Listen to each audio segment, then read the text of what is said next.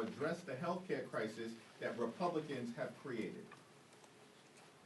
And the healthcare crisis is growing in intensity and urgency all across the country. We now have visibility into 13 different states, including most recently Florida, Virginia, Maryland, and Georgia. And all across those states, millions of Americans are going to experience dramatic increases in their health care premiums, co-pays, and deductibles, as is the case with everyday Americans all across the country. In Florida, by way of example, 58-year-old in Panama City, Florida, single on the Silver Plan, currently receives ACA tax credits, pays for health insurance $140.80 a month. Because Republicans have decided to allow the Affordable Care Act tax credits to expire, that same individual who's currently paying $140.80 per month, their costs will go up to $1,526 per month. Republicans did that because of their refusal to extend the Affordable Care Act tax credits. In Florida, a 46-year-old with 3 children in Santa Rosa. We now know this family, currently on the Bronze Plan, actually, as a result of the tax credits that they receive, does not have to pay any additional amount to receive their health insurance. But if the Affordable Care Act tax credits are allowed to expire, that same family, 46-year-old with 3 children, Santa Rosa, Florida, will have to pay $2,360 per month. That is north of $25,000 per year. Unaffordable, impossible, unsustainable, and it will result in that family having to go without the ability to see a doctor when their children get sick. The Republican health care crisis grows worse by the day, and yet Republicans remain on vacation for the 4th consecutive week. Donald Trump is once again preparing to fly out of the country. The East Wing of the White House is being demolished so that Donald Trump can construct a ballroom where he will be celebrated like a king. And at the same time, Trump is trying to rob taxpayers of $230 million to continue to line his pockets. And yet Republicans have zero interest, none, in addressing the health care crisis that they've created, is devastating people all across the country. It's now my honor to yield to the distinguished whip, Catherine Clark. Thank you so much, Mr. Leader, and good afternoon, everyone. We are so grateful to you for your courageous leadership and grateful that you are safe and secure. Republicans have controlled Washington for 275 days, and we are 22 days into this shutdown. And through all the chaos, there has been one constant, one theme at the heart of their budget and their shutdown and their health care crisis. They seek out and target the most selfless and the least privileged Americans. They always go after those who have already had to sacrifice. Americans working a second job to keep their kids fed. Americans who have chosen to serve in uniform or as civil servants. Americans who are caring full-time for their loved ones. It's working parents on Medicaid. It's sick children who need home care. It's veterans who rely on the Affordable Care Act. Those are the people that Republicans expect to get by with less. It's never the billionaires, it's never corporations, it's certainly never themselves. Because what does Donald Trump expect for himself? What do you see him talking about when you turn on the news?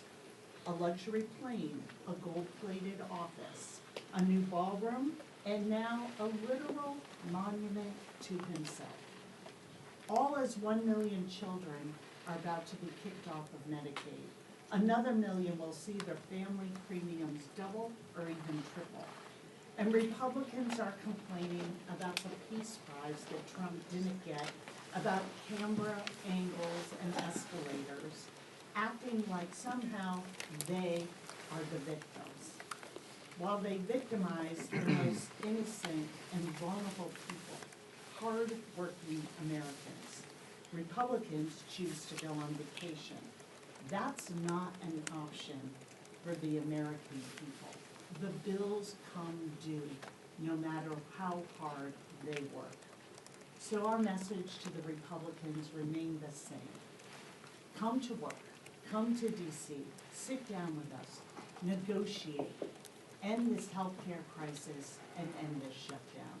And now it is my great pleasure to yield to our caucus chairman, Pete Aguilar. Thank you, Whip Clark. Thank you, Leader Jeffries. Before I talked about the shutdown in healthcare, I did want to touch on the terrifying threat that Leader Jeffries, by someone convicted from January 6th. As a member of the January 6th committee, we deposed, we interviewed a number of individuals who were summoned here to the Capitol that day. And to see Donald Trump pardon 1,500 individuals, what did you think was going to happen? These are individuals who had violent criminality in their past, and we have seen that carried forward now. And this is what happens when you release violent felons.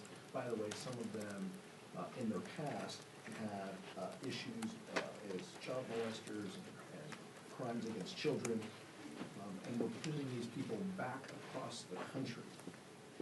Following the recent horrific acts of political violence on people of both parties, we should do everything in our power to lower the temperature and keep our communities safe. And that's why I was disturbed by Whip Emmer's comments, in particular when talking about individuals who went to rallies, essentially calling American supporters of the Democratic Party supporters of terrorism.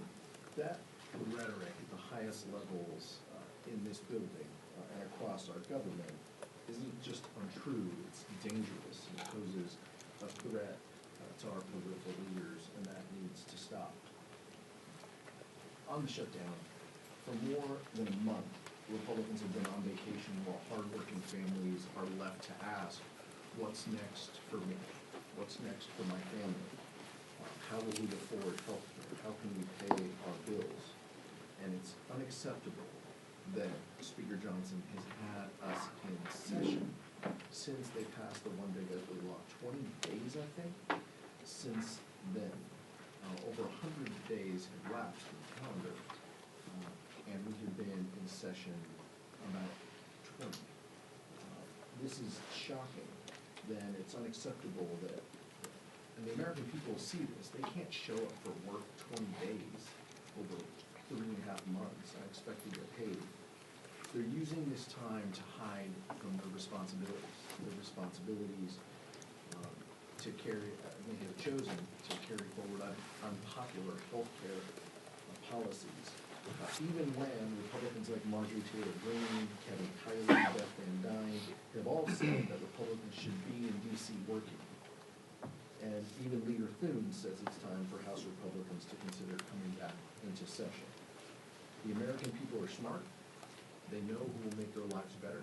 They know who is looking out for their costs and who wants to lower the costs that they face. And they know Republicans who control the White House, the House, and the Senate. have the power to undo the damage that they caused with this healthcare crisis. Democrats aren't giving up. If anything, they were more motivated and focused on our work ahead to protect Americans' healthcare. It's time for Speaker Johnson and House Republicans to join Democrats in finding a solution to reopen government and address this healthcare crisis that they've created. The American people are waiting. Thank you, Pete. Thank you, Catherine. Questions? Has Speaker Johnson reached out to you at all since the January 6er made a threat on your life? No. Thank you, Mr. Leader. At this point, do you think a new CR is needed past that November 21st date? And if so, what would be an acceptable end date? And would it have to be paired with some type of vote on an ACA extension? What we need to occur right now is what Democrats have maintained from the very beginning. At this point, we need to reopen the government. We need to enact a spending bill that actually meets the needs of the American people in terms of their health, their safety, and their economic well-being, particularly in terms of driving down the high cost of living, while at the same time decisively addressing the Republican healthcare crisis that grows graver by the day. Our position over the last several weeks has remained consistent. Cancel the cuts, lower the cost, save healthcare, address the urgency of the expiration of the Affordable Care Act tax credits. This is not a partisan issue. And that's why we've seen Democrats and now many Republicans, traditional conservatives and right-wing conservatives like Marjorie Taylor Greene, all acknowledge what Democrats have been saying for weeks, which is that the Congress needs to act to extend the Affordable Care Act tax credits to prevent tens of millions of Americans from experiencing dramatically increased premiums, co-pays, and deductibles. Those increases will devastate the American people. It's unacceptable. And House Republicans need to cancel their vacations, get back into town, so we can do the business of the American people. Back. Thank you, Leader Jeffries. Do you have a response to Trump refusing to meet with you and Leader Schumer until the shutdown's over? Donald Trump has spent more time on the golf course than he has in talking to Democrats on Capitol Hill to reopen the government, to enact a spending agreement that's bipartisan, and to address the Republican health care crisis. His behavior, unpresidential, unhinged, unpatriotic, un-American, throughout this process, speaks for itself and makes clear that Republicans shut the government down and have had zero interest in opening it up. Why? Because they'd rather inflict this kind of pain on hardworking federal civil servants and the American people than provide health care that's affordable to everyday Americans, working class Americans, and middle class Americans. Catherine, Pete? Thank you, Mr. Leader. Going back to the CR conversation, some Senate Republicans, including Leader Thune, have said the longer the shutdown goes on, the higher the likelihood that a full-year CR would be necessary.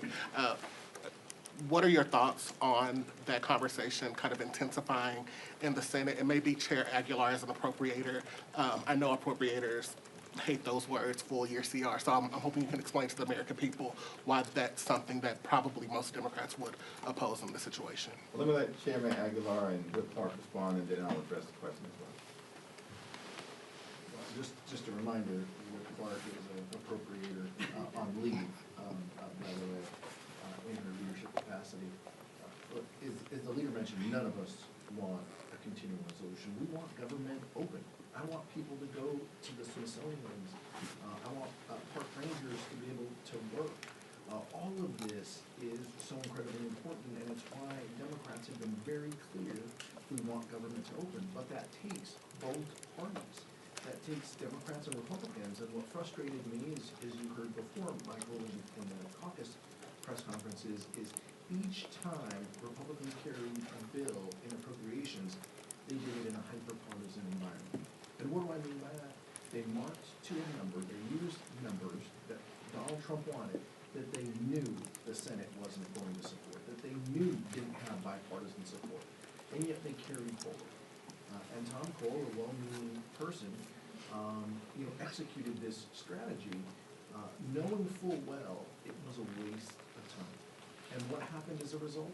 We wasted months when we could have been negotiating, when we could have been working to find common ground in a bipartisan way on actual funding bills. The deadline of September 30th has always been the deadline. It's always been the end of the fiscal year. It seems like House Republicans just maybe tuned in, week 2 of their vacation to figure this out. We knew this in April, we knew this in May and June, and it's just incredibly unfortunate that House Republicans wasted time when they could have been working in a bipartisan way. And our hope, our focus, our goal, we don't want to continue resolution for 14 months. I know the chairman of the Ways and Means Committee just mentioned that. We want actual government open. We want actual funding bills. But we want those done in a bipartisan way. The American people want that. They want us to address the healthcare crisis. It seems like House Republicans and Senate Republicans are the only ones who haven't realized that. Yeah, it is amazing to me that the new conversation is, well, what's the length of the next CR? Let's back up to where we are today. We are in the 22nd day of a shutdown that is completely avoidable. By coming to the table and talking about the American people, and that what they promised, what the Republicans promised, and the president promised on day 1, we're gonna help lower your costs. And everything has been made harder and more expensive. So come to the table. Why are you talking about the length of the CR? Come to the table and negotiate with us. End this healthcare crisis. Help the American people. And I repeat this every week, but 60% of households are not making it, unable to provide the basics. And so let's bring those voices in, and by refusing to even show up to do your job, the arrogance and the dismissal of what's happening in people's lives, how they feel when they know the threat to being able to provide for their families, being able to afford housing, groceries, the utility bill, and then this blow. I mean, how are people possibly supposed to be able to afford an increase of $2,000 in their monthly insurance premium? This is the issue we need to be talking about. And then we can work on making sure that we reopen government quickly. And the other, they are now trying to reimagine themselves as the champions of federal workers, of the champions of food programs and health care, when all they have done is take an axe to all of that since they came into office, and deliberately, their word, inflict trauma on people who serve the public. So come to the table, come back to work, put the voice of American families who are struggling back into the work you do. Then we can come together and get government reopened quickly and get healthcare costs back under control for American families. We're in the midst of a cost of living crisis here in this country. Donald Trump and Republicans promised to lower the cost of living on day 1. Costs aren't going down, they're going up. Electricity prices through the roof. Housing costs up. Grocery costs up. Child care costs up. And now Republicans refuse to do anything to extend the Affordable Care Act tax credits, which is going to result in tens of millions of people experiencing dramatically increased premiums, copays, and deductibles. It's out of control. It's a cost of living crisis and it's a healthcare crisis at the same time. And yet Republicans continue to ignore it, refuse to deal with it.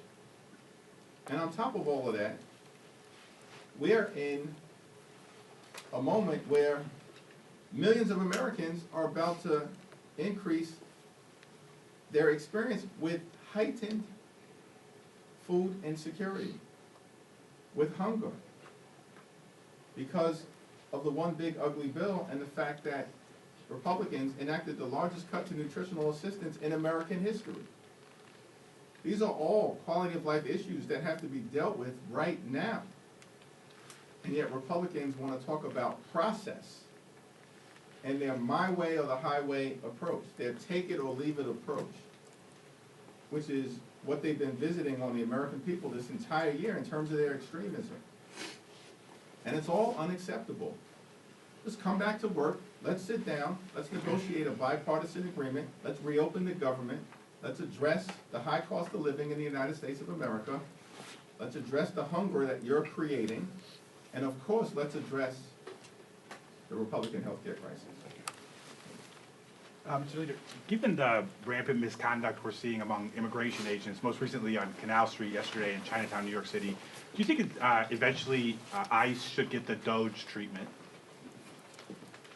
We've all been very outspoken as it relates to the out-of-control behavior unleashed on law-abiding immigrant communities by mass agents hiding their identity and far too often violating the rule of law, often directed at people who are American citizens.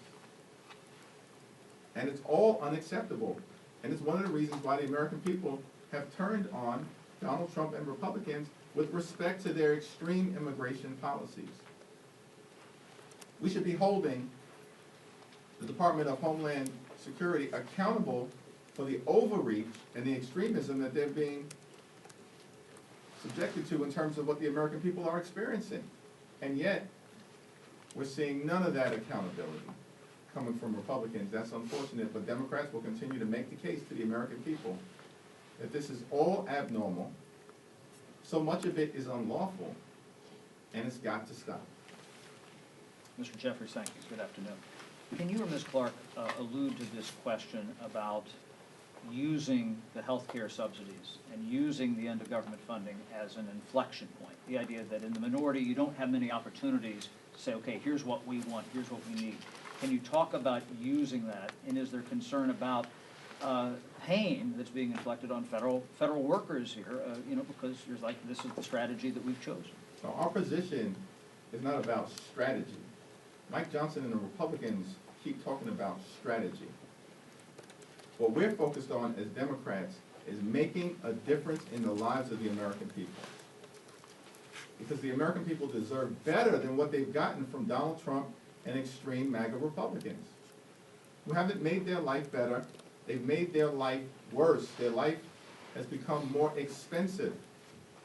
And now because of the Republican health care crisis, that includes the largest cut to Medicaid in American history. Hospitals, nursing homes, and community-based health centers closing all across America, including possibly dozens in Alabama, as was announced earlier this week. And now because of their refusal to extend the Affordable Care Act tax credits, tens of millions of Americans are about to experience dramatically increased health care costs that will medically bankrupt them or prevent these Americans